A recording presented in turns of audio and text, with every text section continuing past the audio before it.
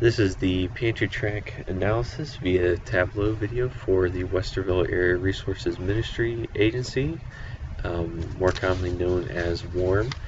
Basically, since using PantryTrak and via data import, this analysis is going to focus on just under 7,000 records collected from November 2015 through October of 2016. If we look at that time frame, we see there are some weekly fluctuations of service. The kind of common trend across the network is this, week 1, 2, 3, 4 build. You'll see more services each week towards the end of the week, and that would be typical of, kind of an environment that didn't have, a firm limit on how many families would be served, and had the same availability throughout the month. Warm is a little bit of an outlier in the structure of kind of the hours, drives this kind of behavior where the first week of the month peaks, second dips, third peaks, and the fourth dips again.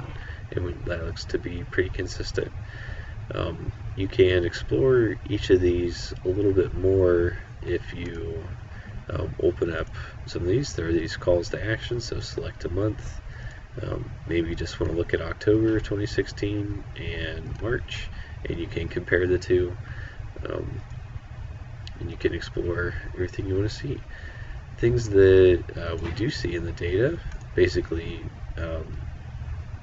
based on the agency policy, this is data based on the e-signature. So when the client comes in and you turn the computer around and they type their initials, that's what these data points are built off of.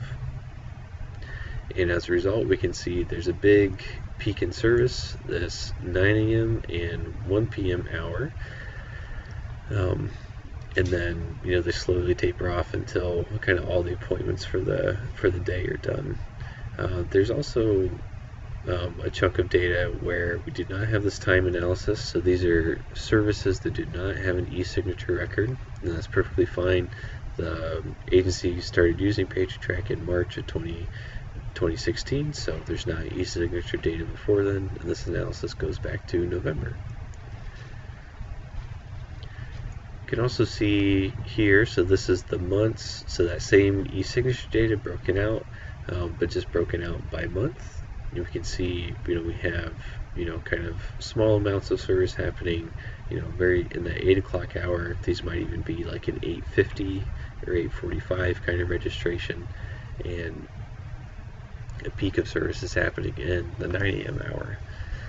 And we also see another peak happening in the 1 p.m. hour and kind of tapering off.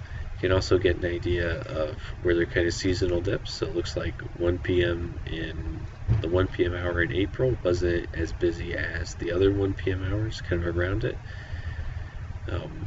And you can see that from the kind of the lighter side here. And if you ever want to dial in on just specific parts, say let's just look at April and October, then we can just click here. So April and October, and you can look at those kind of in depth.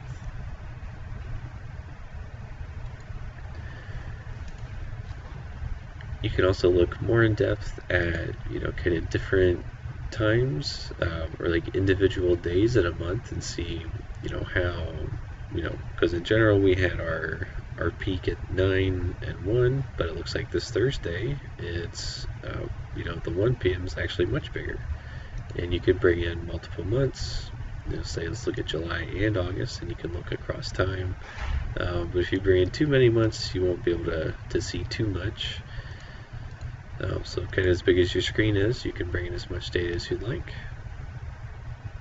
And we see our same trend as before, just a little more detailed down to the individual day. So even this Thursday, there's also something happening here that kind of pushed some of the services back, so there's not this 1 p.m. peak.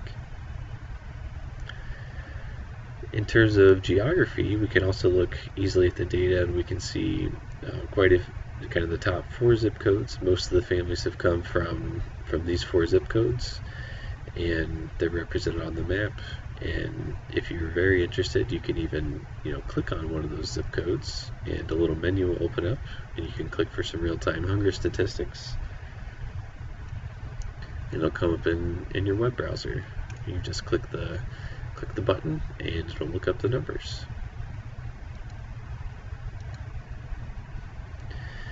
You can also use these tools. You can zoom into localize into parts of town to see localized concentrations. There's a full set of map tools over here, so you can zoom into a specific area. Maybe you want to look at just this area here between 161 and Westerville Road, and you can look and see kind of where the concentrations are. You can always go back to kind of the default view if you uncheck that box, and you can even zoom into different areas and just explore and see what you find. We can also compare kind of different time frames in those geographies with these different dashboards. Kind of the same thing, just 2 times. So August of 2016 is our option here, and then July of 2016, and you can see it looks like kind of the same trend. You can just kind of get an idea for the different footprint. I do want to also mention kind of just over the course of the year, an agency's footprint can appear much wider than kind of it's designed to be or intended to be.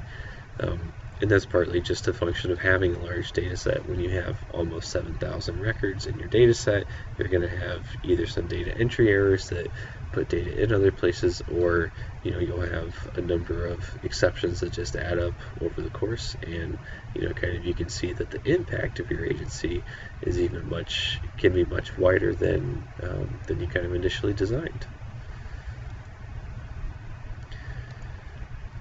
And for our last story point here, this is a dashboard. It combines data from multiple vises into kind of one interaction. This one's pretty useful. Say, so what's, we've got September and October, and we have 46 services going to the 43230 zip code. You can click on that zip code, it gives you that same real-time hunger statistics menu, and then you can also you can actually look right at where those services went to. Say if you pick another zip code, it'll filter the same way. To kind of unfilter, you can click the point again, it'll be there.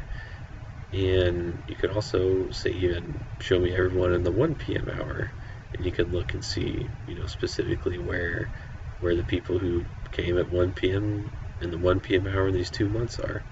Maybe you say, who are my 5 and 6 p.m. people, where are they coming from? And you can get more of an idea there.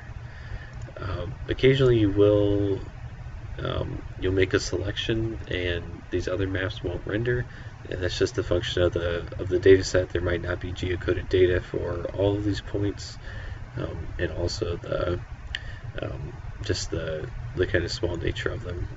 The software won't render them. But there are a couple things. If you just pull up a couple months and even filter in on here, you can get some more insight just on that single zip code. In any of these things you saw in the story point, you'll be able to navigate to. So our little dashboard here, you can navigate there if you'd like to compare the times, but you want some more screen size to do it. You can do that. Probably of most use would be this detail map. If we just want to look at, say just, we want to look at all of our data and we want to zoom in on, kind of our core area of impact, you can do that. You can really get a great idea of how your families are distributed, where they're coming from. You can even look into specific neighborhoods, and you're not seeing individual houses. You're seeing kind of some anonymized data. So we take the full 8-digit latitude and longitude, we round them to 3 digits. That means at the equator, no point is closer than 110 meters. and then we achieve both aggregation of the data points and they're more private than before. And so this is something we can share with a wider audience.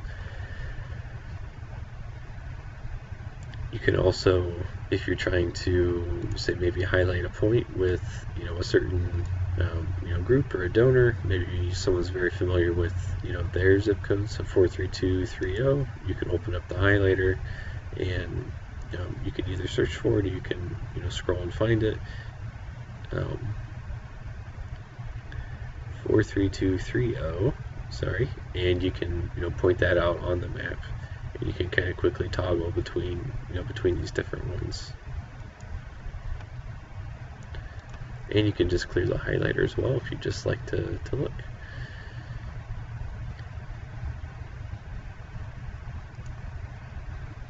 Alright, feel free to dig into each of these. Remember, if you look at them in these other views, you get, more screen size. There, might even be more.